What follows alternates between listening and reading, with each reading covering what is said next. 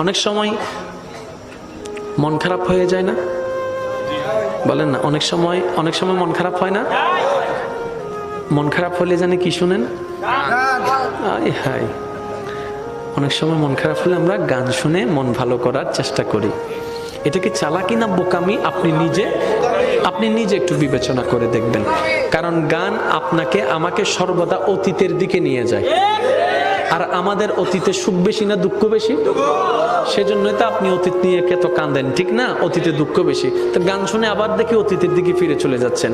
আমি বলি বোন, আমি বলি ভাই, মনটা যদি বেশি খারাপ হয়, অনেক কিছু তো ট্রাই করেছেন, সাময়িক কিছুটা শান্তি পান, আবার সে আগে ডিপ্রেশনে চলে যাচ্ছেন। মন খারাপে এটাও ভাল লাগে না, সেটাও ভাল লাগে না, কফিও ভাল লাগে না, চাও ভাল লাগে না, কোনো কিছু ভাল লাগে না।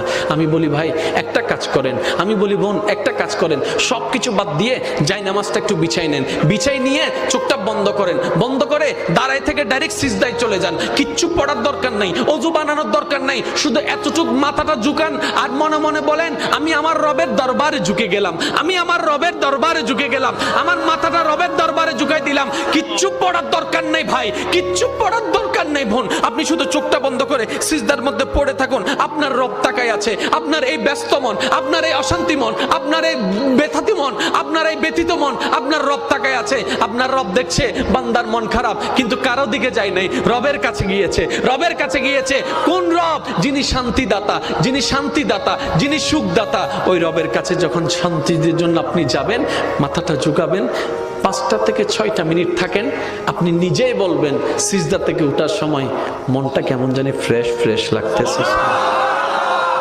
কখনো মন খারাপ হলে করে দেখবেন,